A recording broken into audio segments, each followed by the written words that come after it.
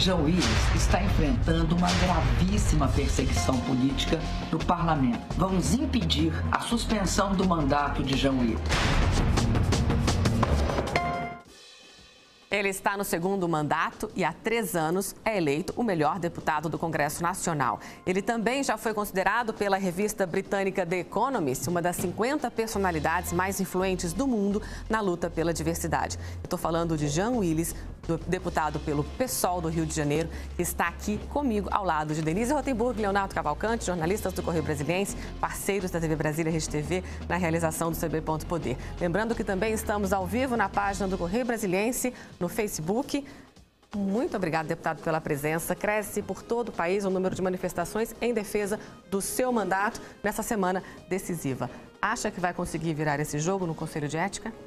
Eu acredito que sim. Eu acredito. O Conselho agora vai mudar, né? Os membros do Conselho vão ser substituídos, vão mudar, talvez alguns permaneçam, entrem novos conselheiros. E o presidente do Conselho também vai mudar. Essa mudança é decisiva? Essa mudança é decisiva. Eu acredito que o novo Conselho talvez pense melhor, o novo relator do processo talvez seja mais lúcido na hora de propor a sua resposta ao processo que foi movido contra mim. Acho que sim. O apoio do Fernando Henrique Cardoso foi fundamental, pode ser fundamental nessa mudança de tendência de um conselho que já efetivamente começou punindo o senhor em relação à suspensão do mandato, o impedimento do mandato? Também o apoio dele, né? Porque, na verdade, eu recebi apoio não só do Fernando Henrique Cardoso, do ex-presidente Fernando Henrique Cardoso, mas também da presidenta Dilma Rousseff, a presidenta eleita, de César Maia, para você ter uma ideia do espectro amplo de pessoas que apoiam a manutenção do meu mandato. Apesar de eu divergir, por exemplo, politicamente de César Maia e do filho dele, Rodrigo Maia, que é atual presidente da Câmara, de eu ter feito críticas ao governo Dilma, eu era oposição ao governo Dilma, de eu tecer críticas a Fernando Henrique Cardoso. Eles, os três, apesar disso, se colocam em favor da manutenção do meu mandato, porque a manutenção do meu mandato é a manutenção da democracia. O que o deputado Ricardo Izá propôs como punição para esse processo, que foi movido a partir de uma fraude, é importante dizer isso, né? O processo na corregedoria foi movido a partir de uma fraude, um vídeo fraudulento. A peça principal do processo era a acusação de que eu premeditei o cuspe na cara do deputado fascista. De que eu teria premeditado, eu teria dito a Chico Alencar que eu iria cuspir na cara do deputado, para desqualificar a ideia de que eu reagi aos insultos. E aí eles fizeram um vídeo fraudulento. Houve uma edição. Eles editaram o vídeo exatamente de maneira criminosa e apresentaram como prova de que eu havia premeditado. A polícia do DF comprovou que era uma fraude e, apesar da comprovação da fraude, o relator sustentou a ideia de que eu deveria ser punido. É importante lembrar que nessa cena que vocês exibiram do meu voto no já histórico 17 de abril, um dia que, apesar de recente, já é histórico, foi o dia do impeachment da presidenta Dilma, da votação, da aceitação do impeachment da presidenta Dilma Rousseff. Nesse momento que eu chego para votar, vocês notam que eu paro. Há um momento que eu paro, porque havia um monte de deputados me xingando de viado. Sai daí, viado. E aí eu proferi o meu voto, naquele clima de tensão, de violência política que estávamos vivendo naquele momento. E quando eu voltei, esse deputado fascista que votou antes de mim, o voto era por bancada, né? A bancada do Rio de Janeiro estava votando, ele votava antes de mim. Ele fez o elogio ao torturador, dedicou o voto dele ao torturador. Quando ele votou antes, quando eu estava retornando do meu voto, ele olhou para mim e disse: queima-rosca. Eu não tinha visto que era ele, eu olhei, quando vi que era ele, quando ele me chamou de queima-rosca, eu olhei para ele, ele estendeu a mão e fez: tchau, querida. E aí, nessa hora, eu fui tomado de uma coisa... Você se arrepende de ter... Não, naquelas condições eu repetiria o gesto. O que eu quero dizer para você é que antes daquele dia, eu jamais cuspiria em alguém. Porque a minha educação, porque... os meus valores me impedem de cuspir numa pessoa. Se você me fizesse essa pergunta antes e fora daquelas condições, eu diria jamais cuspiria. Se o senhor cuspisse em um deputado no momento de desequilíbrio, em algum contexto, seria quebra de decoro? Não, eu não acho. Eu acho que quando o cuspe é reação a 6 anos de assédio moral, bullying homofóbico e de difamação orquestrada nas redes sociais envolvendo minha família, me associando a algo gravíssimo que é a pedofilia, eu pergunto a você, Denise, eu pergunto a você, Simone, pergunto a você, Leonardo, vocês gostariam de ter seus nomes na internet associado à prática de pedofilia, envolvendo a sua mãe e os seus irmãos? Não. Ninguém, né? Nós temos indícios e encaminhamos os indícios à Polícia Federal de que essa difamação veio orquestrada, tem endereço de onde partiu. E nós sabemos que essa difamação tem ligação com esse deputado. São 6 anos de difamação orquestrada, de mentiras espalhadas na internet e de assédio moral e de violência simbólica dentro da Câmara com o testemunho de muitos deputados. Muitos deputados viram esse deputado me xingar de cu ambulante. Desculpe dizer isso, esse horário, no programa de TV, mas eu tenho que dizer para que as pessoas entendam. Me xingando de viado atrás, fora dos microfones. Eu tolerei isso 6 anos. Por 6 anos eu tolerei isso. E agindo apenas dentro dos rigores da lei, movendo ações, provocando a Polícia Federal, movendo ação no STF. Eu sou ser humano, eu não carrego sangue de barata nas veias. Nesse dia, no dia 17 de abril, eu estava sob uma pressão, o país estava sob uma pressão. A esplanada dos ministérios estava dividida, literalmente. Literalmente. Sim, inclusive uma cerca. Separando. A votação estava sendo transmitida nacionalmente, ao vivo.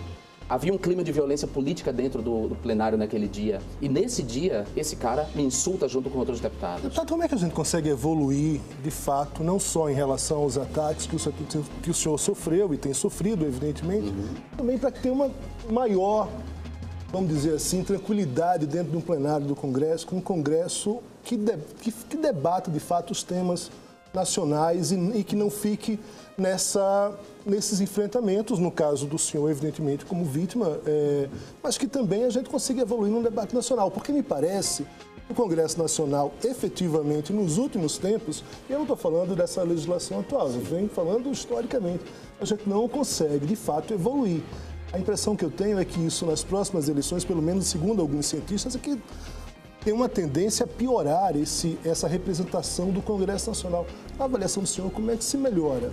Olha, tem uma frase que é atribuída a Ulisses Guimarães, que dizem que ele fala assim, você não está gostando desse Congresso, você acha que esse Congresso é ruim, então espere o próximo. Quer dizer, a ideia de que a tendência é piorar. Eu tendo a discordar disso. Eu acho que a gente pode melhorar e acho que a melhora depende muito das instâncias, das instituições que constroem o imaginário das pessoas em relação à política. Eu acho que os deputados violentos, os analfabetos políticos, os deputados que não sabem as regras de civilidade, que desconhecem a política como mediadora de conflito, os deputados que fazem da Câmara dos Deputados uma extensão do botequim, que vão para o microfone vociferar palavrões e atacar o colega, esses deputados foram empoderados muito pela imprensa, por parte da imprensa, que estava naquele momento a favor do que eu chamo de golpe. A imprensa acha que foi impeachment, parte da imprensa, eu chamo de golpe. Então, essa parte do parlamento foi muito empoderada. O discurso, a violência política estava também na cobertura midiática. O ódio que foi disseminado pelo país, esse ódio, ele também tem uma contribuição dessas instâncias. Então, eu acho que esse clima que nós mergulhamos tem muito a ver com isso, com essas instâncias que constroem o imaginário das pessoas em relação à política. Mas também não tem muito a ver com o PT ter disseminado também que era o nós contra eles? Não houve ali uma... muito... o senhor me desculpa, mas às vezes as pessoas consideram muito simplista colocar a culpa na mídia, né, na imprensa. A imprensa sempre é culpada de tudo. Já dizem até que a imprensa é culpada da Lava Jato. Mas, enfim... E olha que eu sou jornalista. O senhor não essa coisa não houve, assim, dos dois lados, um embate que até hoje ele continua. Até porque, completando a Denise também, tem uma questão aí que é rede social também, que inflama muito claramente esse debate. Primeiro, eu quero esclarecer que eu não acho que a imprensa é culpada de tudo. Ao contrário, eu trabalhei 10 anos no jornal Correio da Bahia, que é um jornal liberal, de direita, que pertence à família de Antônio Carlos Magalhães. Trabalhei 10 anos lá, sendo um cara progressista, de esquerda, minha vida inteira, e sempre tive autonomia dentro do jornal. Sempre me coloquei dessa maneira. Não acho que a imprensa seja culpada, a única culpada, mas ela tem uma contribuição decisiva nisso, sim, porque a imprensa tem lado no Brasil, tem lado, ponto. Por mais que ela busque a neutralidade e a objetividade, ela tem lado. Não acho que ela seja a culpada, mas ela tem uma culpa. Eu não sou petista, então nem vou defender o PT. O meu papel aqui não é defender o PT. Tenho muitas críticas ao PT, fui oposição ao governo Dilma, ao primeiro governo Dilma e ao pouco que ela teve do segundo mandato. Mas é importante lembrar que, por exemplo, não foi o PT que quase 20 anos atrás, vestiu sequestradores com a sua camisa, os sequestradores do Abílio Diniz. A associação do PT, do MST ao crime, não é uma coisa que parte deles, né? Do PT, nem do MST.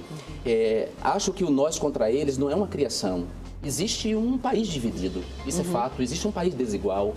Boa parte desse país não tem acesso a bens públicos, a equipamentos de cultura, não tem acesso à saúde decente, não tem acesso à água, bebe água podre. Boa parte desse país não tem acesso à justiça. O perfil da população carcerária é o perfil de homens negros, pobres, semi-alfabetizados. Os criminosos de colarinho branco quase sempre não são punidos. Então ninguém está inventando nós contra eles. O nós contra eles existe. Nós somos um país dividido. E fingir isso, sustentar o mito da democracia racial é um erro.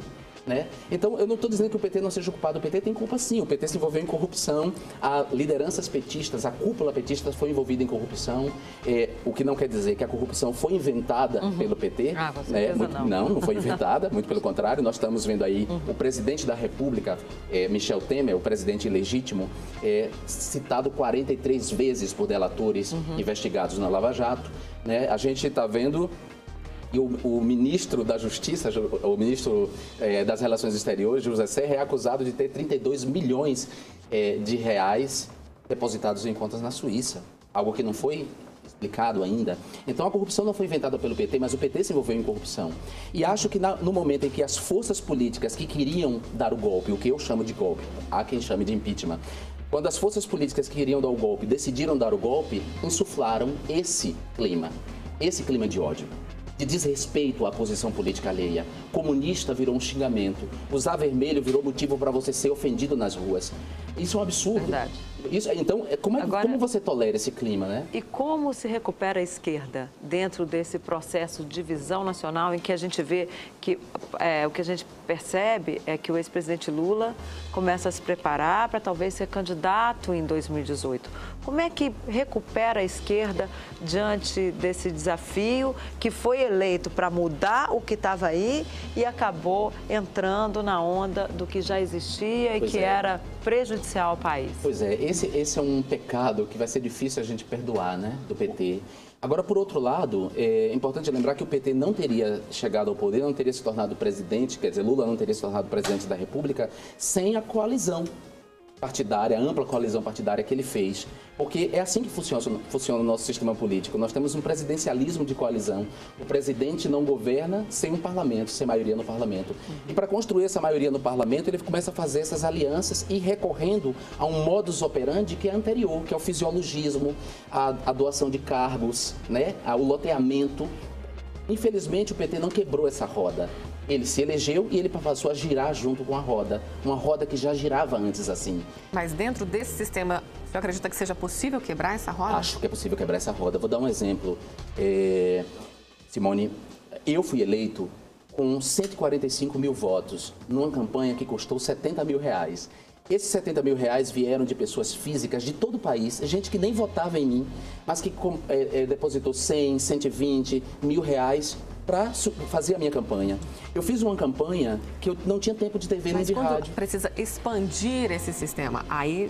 Quando o PT era menor, quando o PT não estava no poder, ele era um PT. Quando ele tomou o poder, se tornou outro PT. Não seria mais ou menos na mesma lógica?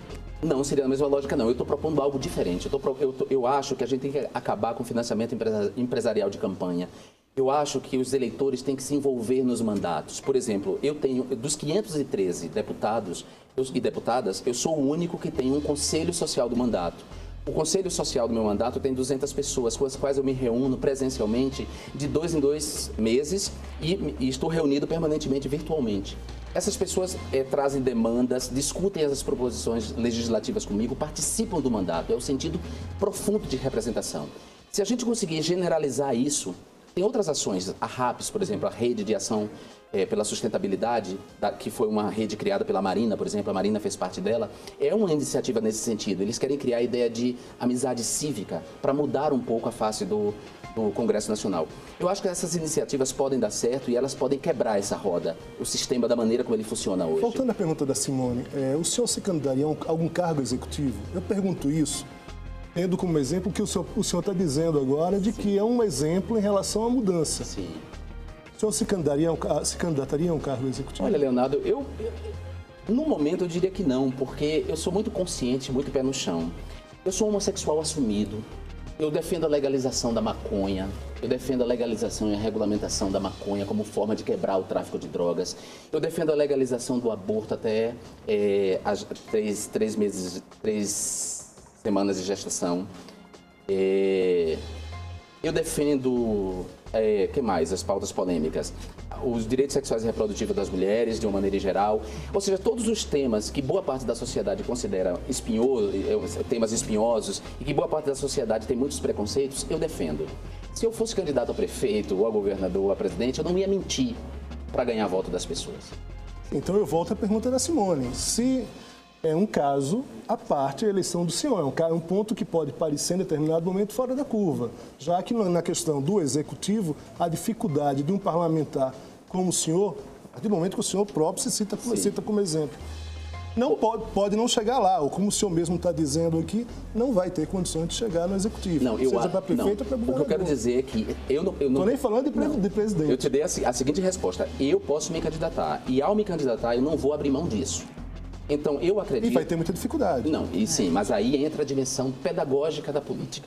Quando eu digo que a luta é pedagógica, a luta política é pedagógica, quer dizer que a política deve ter o papel de transformar as pessoas. Então, em vez de mentir para elas de que eu, como candidato a prefeito, ou governador, ou presidente, mentir para elas e dizer que eu sou contra a legalização do aborto, eu tenho que dizer para elas que eu sou a favor da legalização. Sabe por quê? Porque o aborto é a 4ª causa de mortalidade de mulheres nesse país. Porque 500 mil pessoas, 500 mil de mulheres praticam aborto no país. E boa parte morre porque pratica aborto clandestino, porque não tem acesso a um serviço de qualidade. Porque as mulheres praticam aborto porque elas sabem que não podem ter o filho naquele momento. Quem decide sobre isso são as mulheres.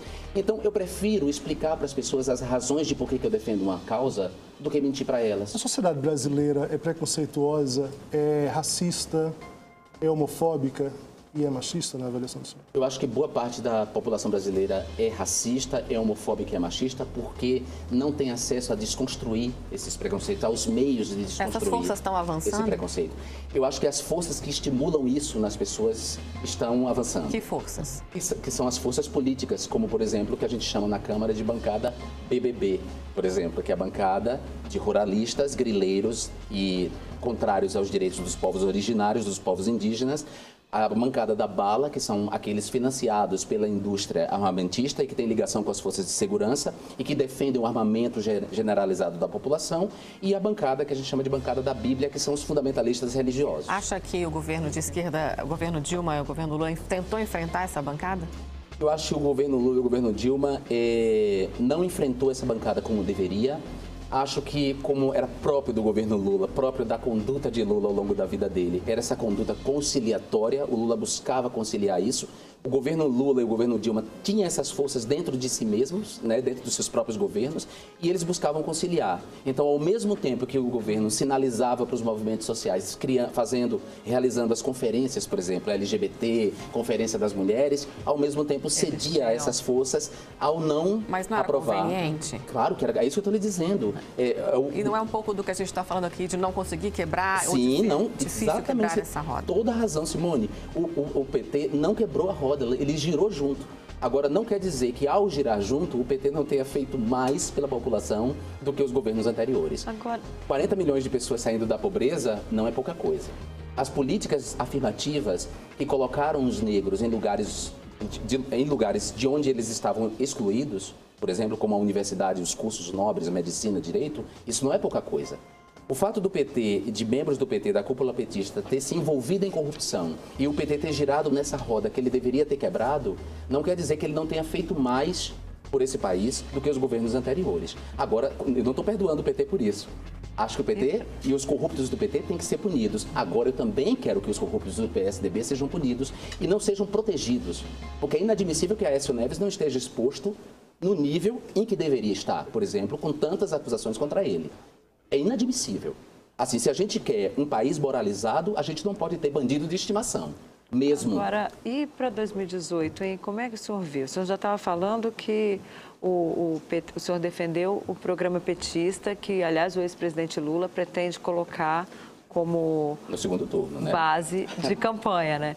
Mas, assim, num primeiro turno, o pessoal teria candidato? Como é que o senhor vê Marina Silva? Qual é o cenário que o senhor consegue visualizar na esquerda para 2018? Eu vou só pedir...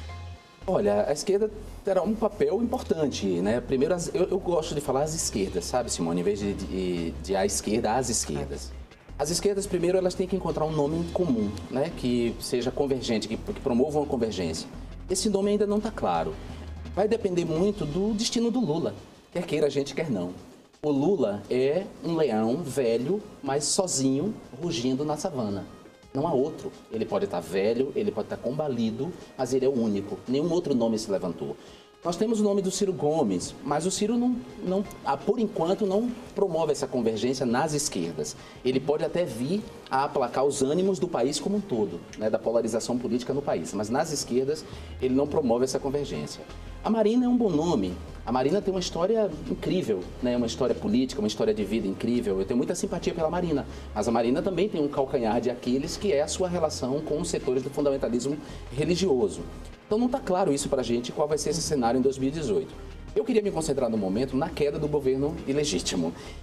Eu gostaria que esse governo não durasse tanto, né, e que a gente antecipasse as eleições. Essa é a verdade. Me incomoda estar num país com um presidente que se elegeu fruto de um golpe e que está citado 43 vezes. Ainda que seja uma eleição indireta, porque há dois anos do fim do mandato, não, eu gostaria de eleições feita diretas. Pelo Congresso Nacional? Não, eu gostaria de eleições... Porque aí tem que mudar a Constituição. Eu estou falando de eleições diretas. No melhor dos mundos, a gente anteciparia as eleições diretas, não as eleições indiretas. Mas para isso tem que mudar a Constituição e isso leva tempo. Isso não vai acontecer. É isso que eu estou dizendo, no melhor dos mundos. Esperando até 2018, a gente não tem um nome e é difícil você traçar esse cenário até lá. Muito difícil. Eu acho que esse nome terá que ser um nome que, ao mesmo tempo, produz uma convergência entre as esquerdas, mas que também seja um nome capaz de dialogar com a direita.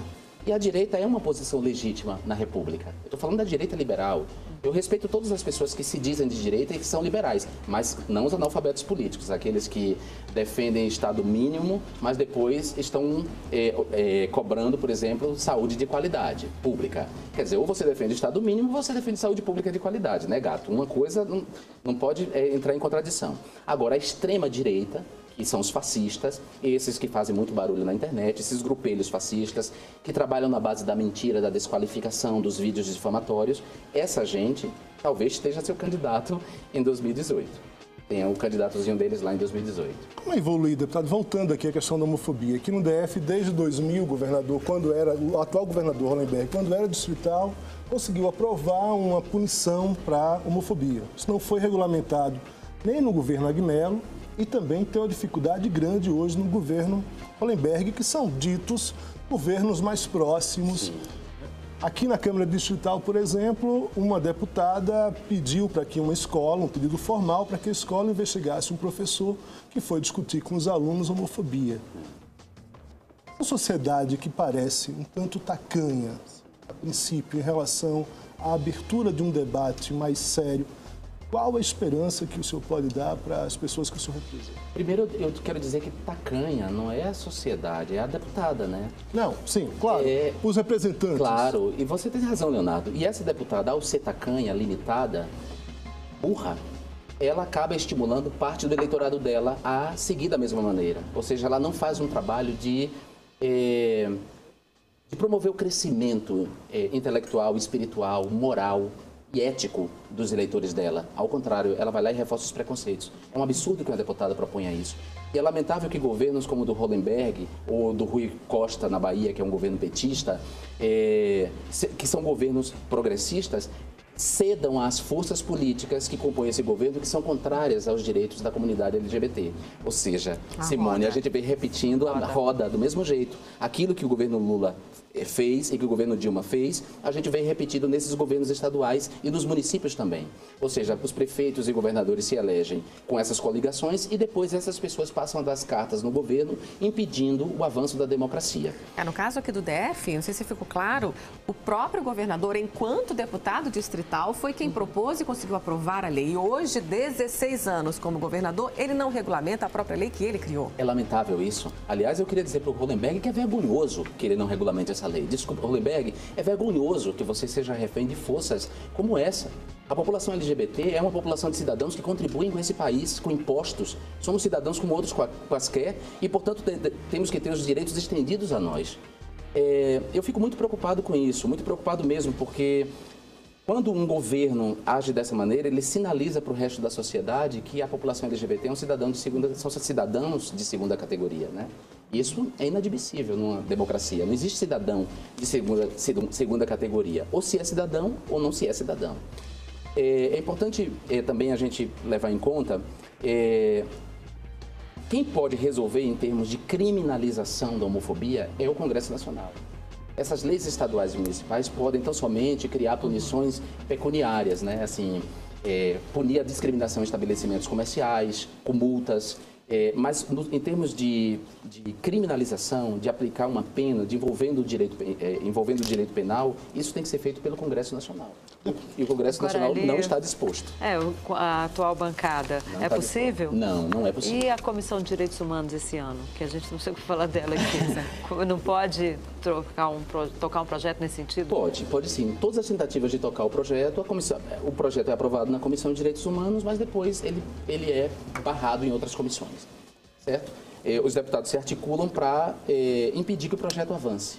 Para você ter uma ideia, Denise, em 2011, o Supremo Tribunal Federal, que é o intérprete maior da Constituição Federal, a lei máxima do país, entendeu que o casamento civil deveria ser estendido como um direito aos casais homoafetivos, aos casais homossexuais. E, junto do direito ao casamento civil, os direitos correlatos. O STF entendeu dessa maneira. Até hoje, em 2011, a Câmara dos Deputados e o Senado não aprovaram o casamento civil igualitário. O casamento civil igualitário é garantido no Brasil graças ao Supremo Tribunal Federal, a um poder da República. E ainda bem que nós temos o poder da República fazendo justiça. O Congresso Nacional não legisla para a comunidade LGBT. Muito pelo contrário. Você vê deputados se sucedendo na tribuna para difamar a comunidade LGBT, para defender coisas estapafúrdias e anticientíficas como a cura gay, por exemplo. Esse é o Congresso que a gente tem. É lamentável isso. Infelizmente, nosso tempo acabou. A gente ficaria muito mais tempo aqui discutindo tantas questões importantes. O CB Ponto Poder de hoje fica por aqui, mas a gente se vê na terça e quarta-feira da semana que vem com mais bastidores da política local e nacional e entrevistas exclusivas. Lembrando que o CB Ponto Poder é uma parceria do Correio Brasiliense da TV Brasília e RedeTV, ambos dos diários associados. Muito obrigada e até a semana que vem.